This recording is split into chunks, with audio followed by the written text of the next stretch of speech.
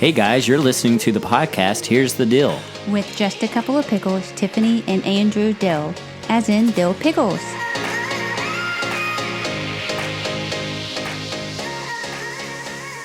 Hello, welcome to episode Thrace. Is that how you say it? Is it Thrace? I think so. Trace? Yeah. Trey? Taco Number burrito, 3. Spanish. Number 3 in English, dear. There you go. We have had a rough pre-session here. Aww. I'm still figuring out the software for this thing and the hardware. And all his equipment. And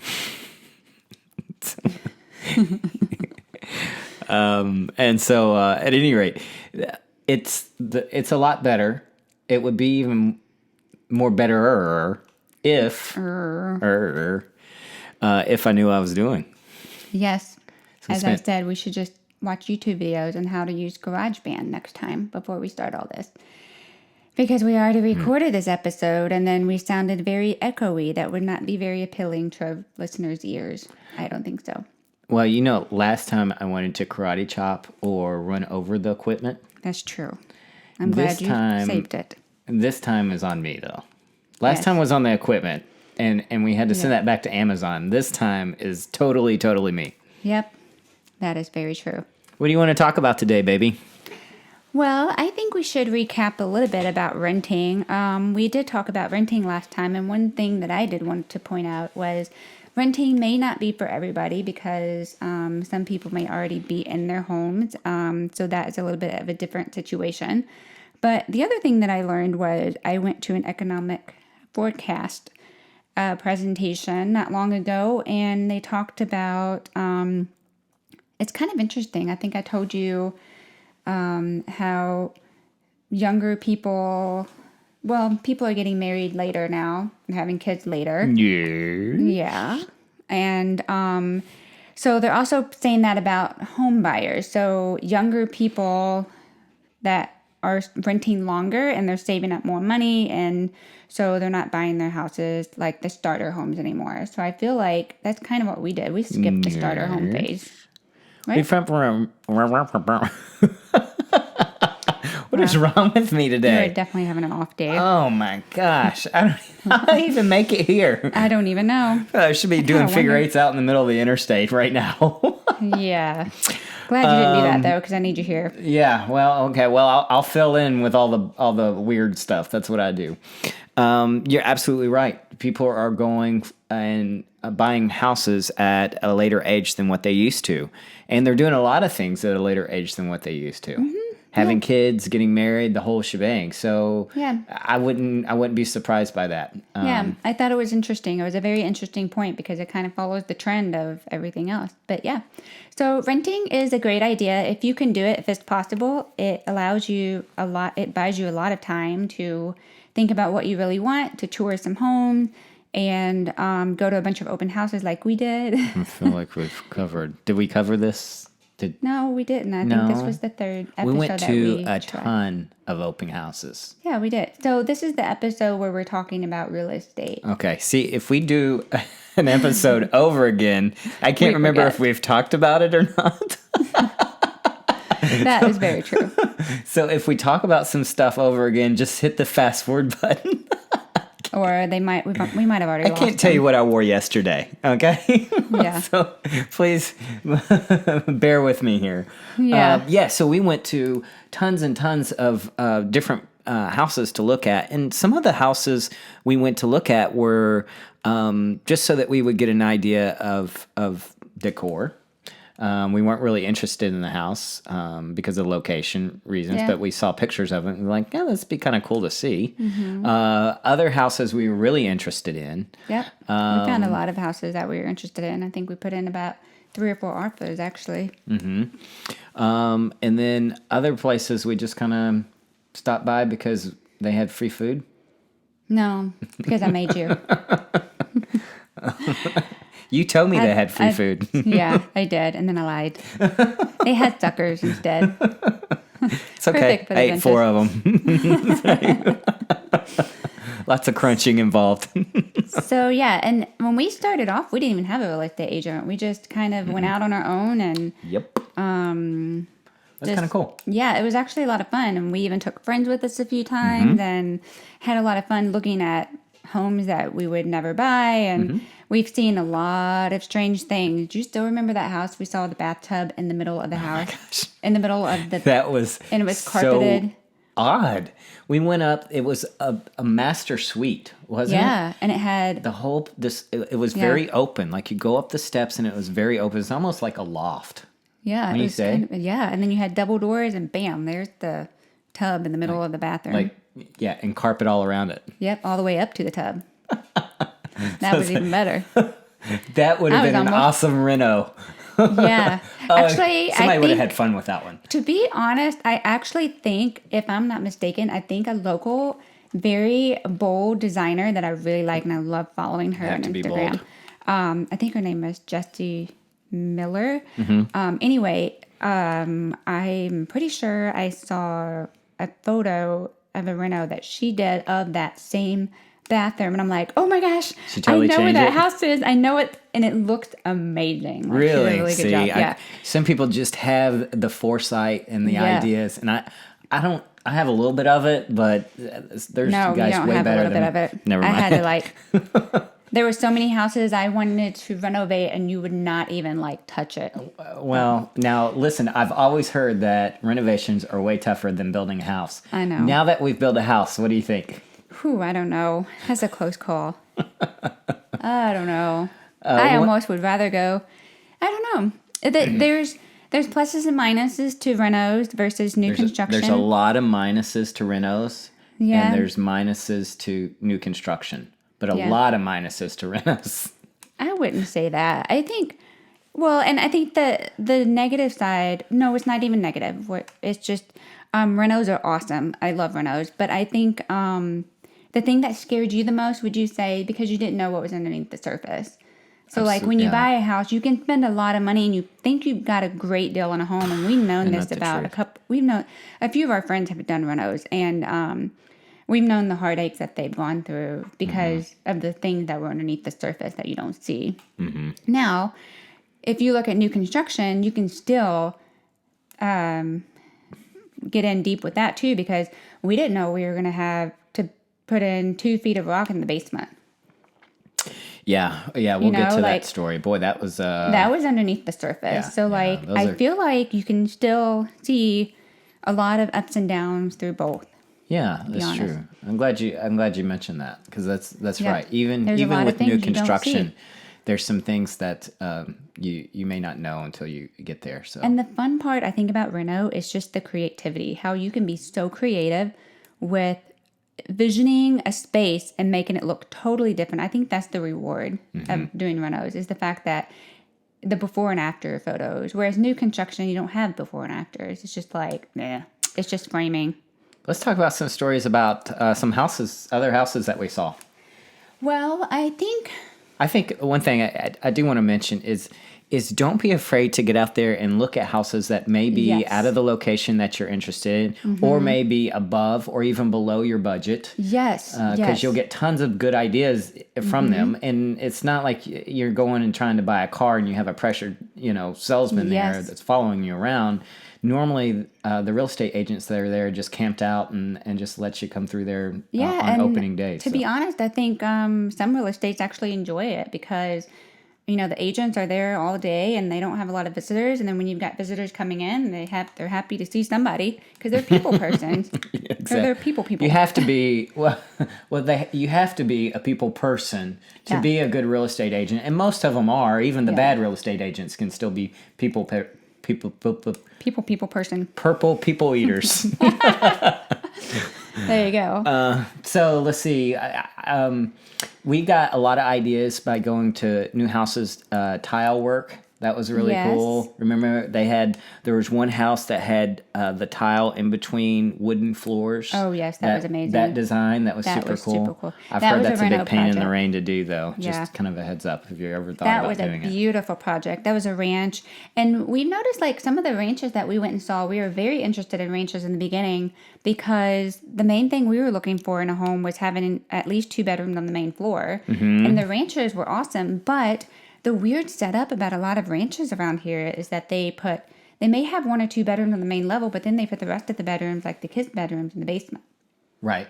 Yeah. Remember So some of they those? have a large open floor plan with the ranch, but they didn't use a lot of that space for bedrooms. So there's maybe Yeah. 1 or 2, and that was it. Or they may have like a weird layout. And we actually met our real estate agent at one of the open houses we went to. It was a did. ranch. Oh, that was a it had, beautiful like, house. 80 windows in that thing. They redid it. And all they did was, because of the neighborhood association, they wanted to keep the facing on the homes, I think, in that neighborhood. So they lifted the roof and they redid the entire main level Raised and the just roof. added to the basement. That was so The cool. kitchen was out of control. It was Some of out of these control, nice like- houses, like they it was have like kitchens mega in them that kitchen. look like I thought Like it was a like Chef chef. Boyardee. Does he Yeah. live here? And then the tile work over in the The bathroom. Oh, I forgot about that. That Yeah. was nuts. That was what do you call that? It was like a It was a very small tile that was done in mosaic. Man, it was in so the shower, and the shower was about 10 foot by 10 foot. It was square. It was huge, and the tub was in there too. Mm-hmm. It was like one of those combined shower tub units, but that was really cool. So, but go ahead. What were you gonna say? I didn't. Yeah, so that one just had a weird layout too, but it was beautiful. It had a pool in the back, and So I guess very- the idea is don't be afraid to go and look at houses that you may not necessarily feel like you're interested in. And what I would do is on Sundays just do a drive around if it's nice outside. Drive around in loved neighborhoods doing that you That enjoy. was so much fun. We actually still do that. We Yeah. still, even though we're in our dream home now, we still go out and look at homes. And I actually still go to open houses, and I love doing that kind of thing. Now that I have my business, I can take those ideas, to my client. But yeah, and our real estate agent we met at the first house. We're talking about real estate on this episode. Should we talk about that? That sounds. We're 12 minutes into it, so That's all right. We got plenty to cover. In fact, we'll probably interview our real estate about- agent the next. that's a great episode. idea. I think we I was should do just that. going to say that. How about we do that?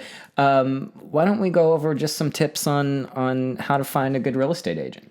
Yeah. Should we do that? Sure. Let's do that. Let's hit it. You got one? Yeah, I think I have one. So, to be honest, I wouldn't even start off looking for a real estate agent because you can kind of get your ideas on your own. When you go to open houses, like we mentioned, don't be afraid to get out and meet people. And we started out not having one, and it was actually nice starting off because we didn't really know what we wanted. In fact, you remember you weren't even ready to look for a house. I was just wanting to go do something because we Well- lived in a condo when there was nothing to do. I think our biggest thing, and this is something that we didn't really cover, is you need to be realistic with your budget. Yes, And we were not realistic with our at all. budget because we We had can- no idea. We grew up in the country. Yep, we came in with the Kentucky budget. That's what it was. I called it the Kentucky budget. That's true, and that would have bought us a garage here. Yeah, basically, it would have bought us a shotgun, but It's not a good to- shotgun, but a shotgun house. Well, maybe just a shotgun. I don't know. Yeah, maybe just a shotgun. That's probably true. It's good to take into account what the local market is, and Yes. if you're moving into a different city, you definitely need to take that into account whenever you start looking at jobs and different opportunities, because they may offer you a job and it seems like a lot of money, but whenever you start looking at the cost of living in that area, it can Yeah. definitely wear on that. So, And I think St. Louis is known for like a flip flop. So we have, what do you mean by flip flop? I guess the flip flop is that it doesn't match up. So the average income doesn't really match up with the average, I guess, Home the price? cost of a home. Yeah. I didn't know But that. then some areas, so like it depends on the area. So I didn't know when you move to a city, like the city's broken down into cities. And so when we first got here, we were so confused about like all the areas we were looking at. And so then we finally put a line. We're not going to go past 270 because Yeah, you wanted to get it's all to about work. the location, baby. You wanted to be able to you had to go to work every day. And so you Uh-huh. didn't want to spend a lot of time traveling on the road and rush hour and spending time at home. And so that was a big deal for us. That was one of the big things that we looked for. That was a top priority, is the location. So what would you think finding a real estate agent? How would you go about looking for one? There's so many different companies out there that have There real is. estate agents. Yeah, And there's so and- many people on the radio that advertise that they can sell your house quicker and that, how would you Yeah. find one? I Well, for us, it wasn't that hard because we didn't really go looking for one. Number two, we met ours at an open house, and she actually, her personality really struck us. We all three of us fell in love with each other, and I think that's one reason why I almost wouldn't go searching for one first, because then you can kind of get the feel of, okay, who is this person that I'm talking to right now? You know, how are they? You can kind of gauge, I guess, Their personality. Yeah, see if they click. You'll want your personalities to click. Every real estate agent is different, so you kind of Well, I think you kind of glanced over how we found one. You just kind of really glanced I over. did. I didn't really give much tips, but We found one by going to different open houses. well, we've said that, and that's a great way of finding a real estate agent. Yes, I would say And you so. get to talk to them and get an idea of what's going on with them. I highly recommend a real estate agent that sees real estate as their full-time job. And the reason is because if you're working to find a house and it's a hot market, you want to be able to have access to that real estate agent immediately. Yeah, exactly. You don't have to, if they're working at another job, you don't want to have to wait until they're off work in order to show you a house. And I will tell you, she was there every time. She was very busy.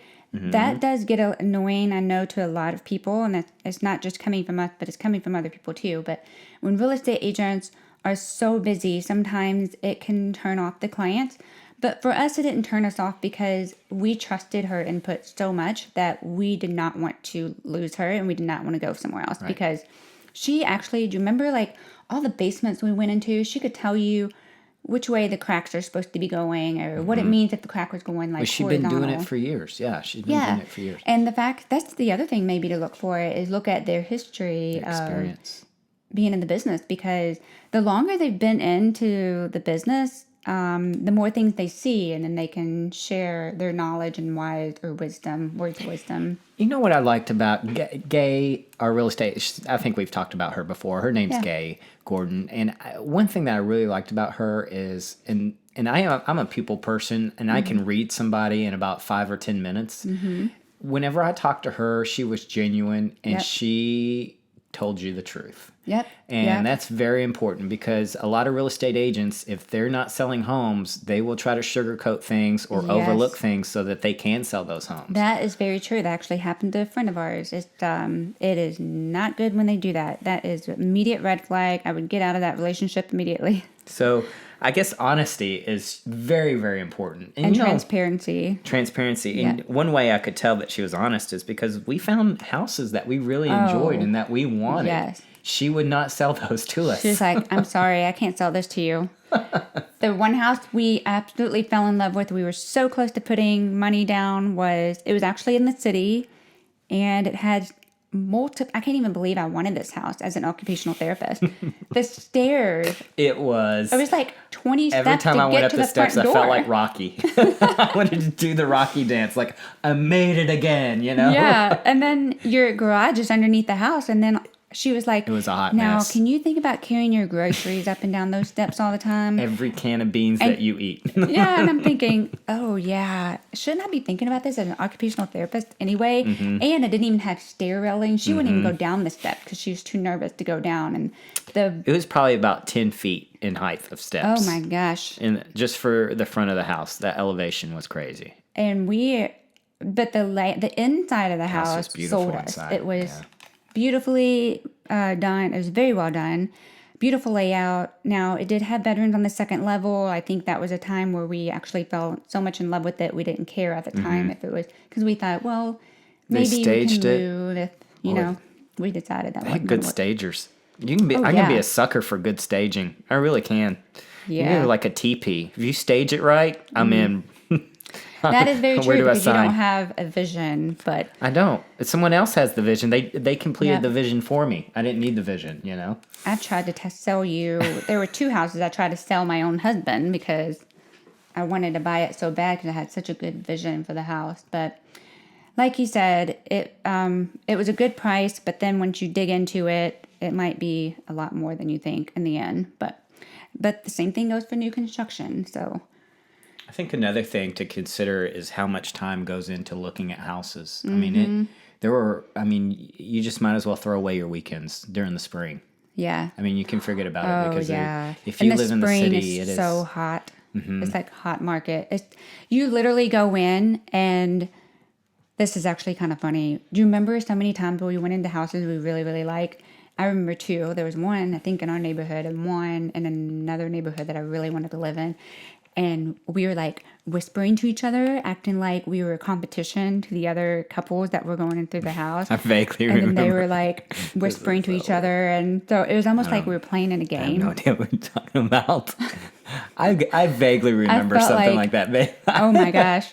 I felt like I was on Survivor or something because we were like. Well, again, it goes back to being a hot market and wanting to be able to put offers on the house sometimes before they even go on the market. Yes, and that happened to us so many times. So people, let me tell you, don't get too frustrated because it will come with a lot of frustration, but patience is the key. And so when you go look at all these houses and you feel like you're not finding anything, you're not having any luck, or the houses are gone in a split second before you even go look at it, just know that there is hope out there. There is something better. Something way better, because there were so many times where I was like, this was it. I can't believe we lost it. But I remember those times. I remember those times. And now I look back, I'm like, I'm so glad I have we a did few not. gray hairs from those times. You worry me. Andrew was like about to kill me because I'm like, we have to buy this. But we did put an offer on a house. There were 7 offers on it in one day. That's crazy. And it wasn't even on the market yet. It wasn't. Well, it was an open house that day. I found it on Dillo or something. And we contacted Gabe, and I said, Andrew, go look at it on lunch break, because I was at work or school or something. And you went and looked at it, and you were like, this is it. And I'm like, oh my gosh, I haven't even seen it yet. Hurry up, put an offer in. And so our real estate agent, Gabe, we were on the front porch with her at 7:30 that night. They closed the contract for all the contracts coming in. We were the last one to submit it. And then, of course, later on that night, they said, you want the house? You got it. And we turned it down. Are there any other things you could think of that you could tell somebody to look into as far as trying to find a good real estate agent? I think if you're having trouble finding real estate agents, or if you're just trying to find a place to start, word of mouth is one way of doing it. Sure. Because your friends and family that trust people. And a lot of times there may be a real estate agent in the family or in the group of friends that you know. The other thing is interviewing them. It wouldn't hurt to interview real estate agents. Mm-hmm. Yeah, absolutely. And again, that goes back to if you feel that they're honest or not, and if you guys have the same ideas. And you can even look up the history of their sales or like... Well, I was just about to say that. You ruined it. I was just about to say that. That's kind of a sneaky way of checking up on a real estate agent. Yeah, true. If you see one and you're like, I kind of like them, you can look at what houses they have for sale, and that will tell you a couple things. One is, what houses are they selling in what predominant area? So if they are selling houses in an area that you're not interested in, they may not know the areas that you are interested in. Right. So that's something to think about. And it also can tell you about the prices of houses that they're used to dealing with.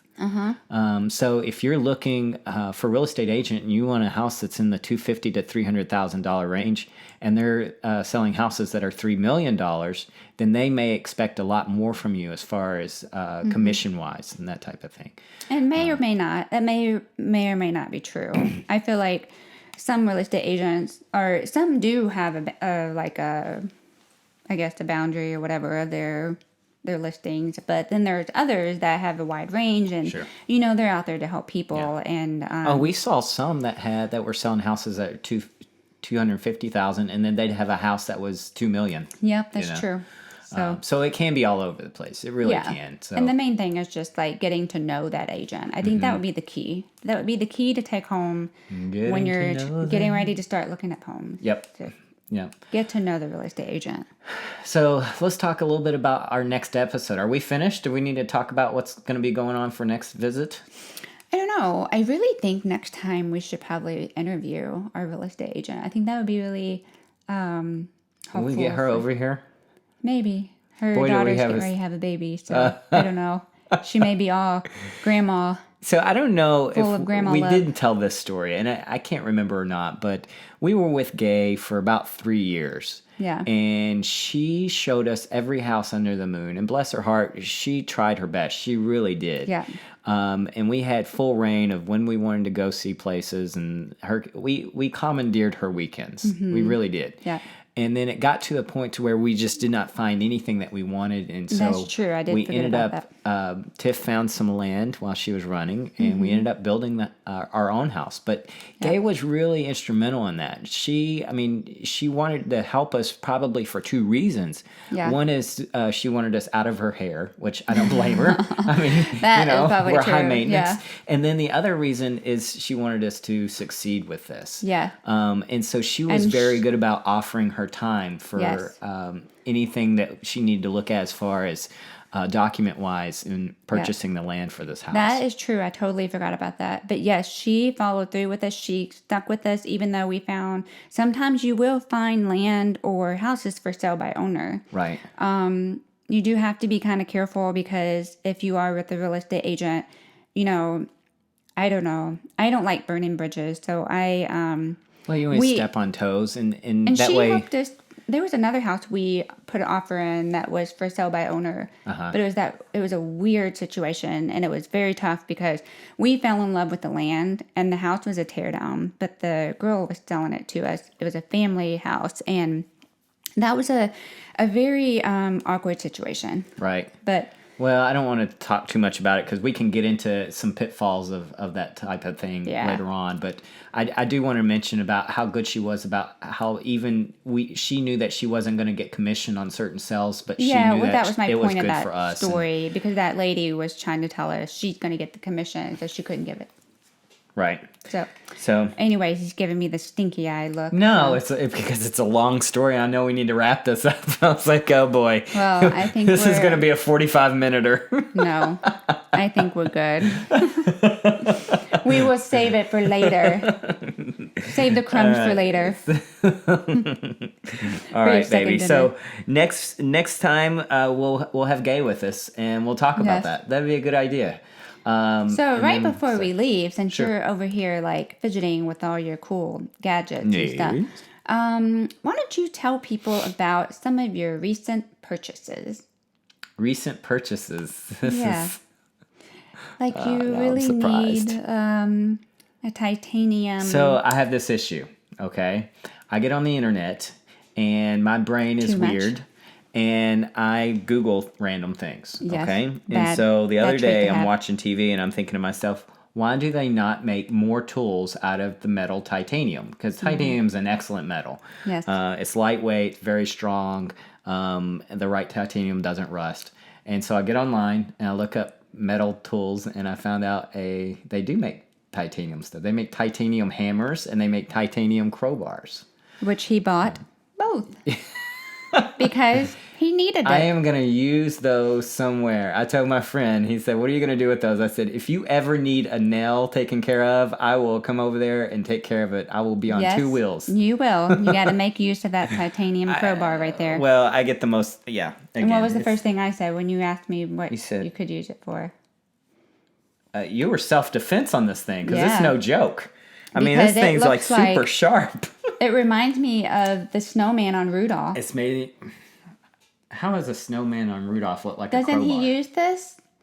No. Like, that's what it looks Not at like. all. No, that real mean snowman, what was his name on Rudolph? I have no idea. I thought, not the snowman, mean the dentist. snowman? Was it the dentist that used this? No. This is in Rudolph, I'm telling you. That's what it reminds me of. It's like where they did the ice pick. Yeah, no, I know who you're talking about, but it was the mountain guy. Mountain guy, yes, the mountain guy. How did I get? I have no idea. I don't know why we're talking about this. What are we talking about? It looks like an ice pick. Is what It does look like an ice pick. It's made out of titanium. It went to the mountain guy that was in Rudolph the Red-Nosed Reindeer in the animation series. Yes, exactly. There So you that's go. what that looks like. Now you have a vision of what this titanium crowbar looks like, and why I think. But do we have to go over I get my purchases. It's not, look, I buy. At least I'll get one thing a week that's dumb. Yep. That's not bad. That's But cut it back, is nice actually. to share with your listeners in case they are looking for a really good crowbar A titanium crowbar. that can dig out Probably the most important thing nails. is made in the United States. That was a biggie. Right? Yeah. Martinez Tool Company. Look them up. Google them. Martinez Tool Company. There you go. Yeah. We gave you a fun fact to end off this podcast, episode number 3. If you're framing, if you need a good hammer, they make some awesome titanium hammers. We'll talk about that next time. All right. Even the computer's starting to shut down because it's over it. All right. Well, we'll talk to you guys later. Peace See you out. next time. All right. Bye.